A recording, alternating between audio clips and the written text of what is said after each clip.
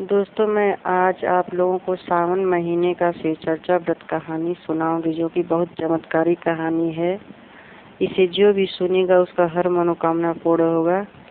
ये शिव जी का सत्य वरदान है। एक समय की बात है, नारद भगवान और शंकर भगवान साथ में थे। तो नारद भगवान ने शंकर भगवान से पूछा कि प्रभु, ऐसा कौन सा फल मिलता है जो लोग शिव चर्चा करवाते हैं। तो शिव जी ने कहा कि इस सवाल का जवाब मैं नहीं दे पाऊंगा, आप पृथ्वी लोक जा करके पता कर लीजिए और जो भी आपके सामने मिलेगा उसी से पूछिएगा। इतना सुनते ही नारद भगवान ने पृथ्वी लोक को चल पड़े।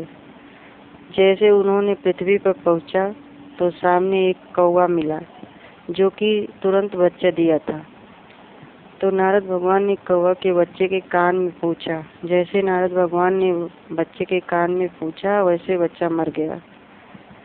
तो बहुत आश्चर्य में पड़ गए कि ये क्या हो गया। फिर उन्होंने वापस शिव जी के पास आया और बोला, भोले, हम तो पृथ्वी गए थे और मेरे सामने एक कौवा बच्चा दिया था, उससे पूछा, वो मर गया।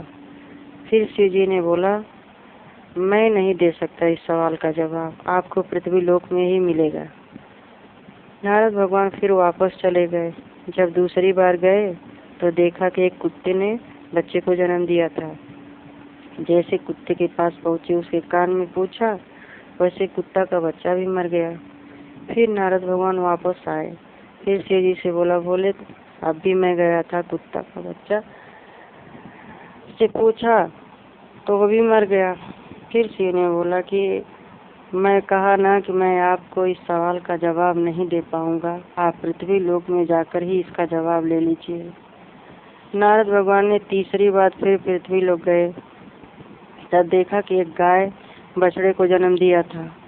उस बछड़े के कान में जैसे जाकर के नारद भगवान ने बोला, वैसे वो बछड़ा भी मर गया।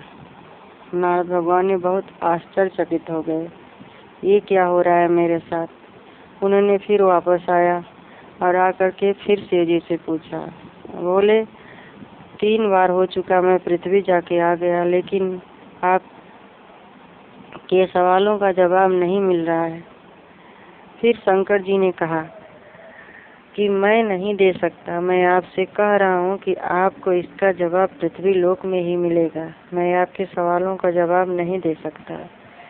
नारद भगवान ने फिर चौथी बार पृथ्वी लोक गए तो जाकर के देखा कि एक राजा को लड़का पैदा हुआ था और सारी जनता, जितने लोग थे, सब लोग बधाई देने में लगे थे। शहनाई बज रही थी, द्वार पर सैनिक पड़े हुए थे, सब लोग बहुत खुश थे। वहाँ बहुत सारी भीड़ थी। तो नारद भगवान जैसे गए तैसे सैनिक अंदर नहीं जाने दे रहे थे। बोले कि यहाँ साधु संत नहीं जाते हैं, आप किस काम के लिए आए हो। नारद भगवान ने साधु का वेश बनाया और बोला कि मुझे राजा से मिलवाओ, मैं भी बच्चे को बधाई दूंगा और देखूंगा। सैनिक के लाख मना करने पर भी नारद भगवान ने जबरदस्ती करके अंदर गए तो राजा से मिले और बोले, मुझे भी बच्चे से मिलना है, बधाई देनी है। तो राजा ने नारद भगवान को बच्चे के पास ले गए। वहाँ नारद भगवान ने जाकर के बोला कि मुझे बच्चे से कुछ बातें करनी है।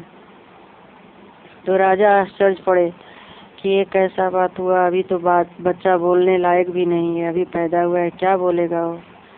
तो नारद भगवान बोले, नहीं, मुझे कुछ समय चाहिए। ये सुनते ही राजा मान गया और सबको बाहर कर दिया। अकेले कमरे में जब नारद भगवान उस बच्चे के पास बैठे, कोई नहीं था वहाँ पर।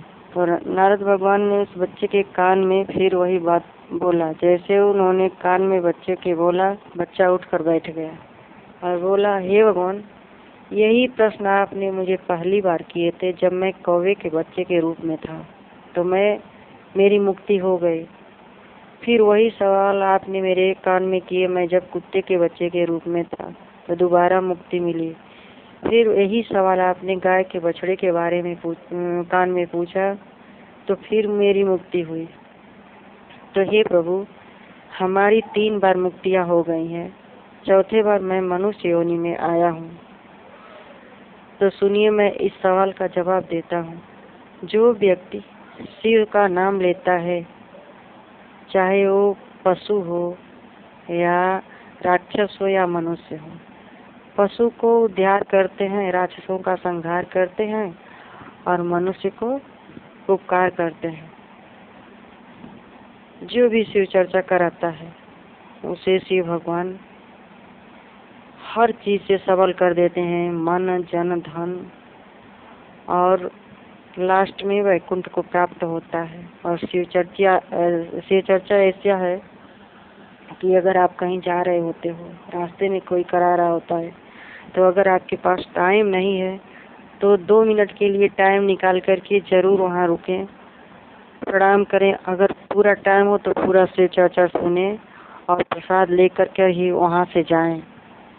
ऐसा करने से भगवान हर कष्ट को दूर करते हैं, शिव भगवान। और जो शिव चर्चा करवाता है, जो शिव चर्चा सुनता है, उसको हर चीज की प्राप्ति होती है। और कोई भी कहीं शिव चर्चा कर रहा होता है, उसको बीच में अगर कोई छेड़ देता है तो उसको पूरा ही कथा सुननी चाहिए, बीच में नहीं छोड़ना चाहिए।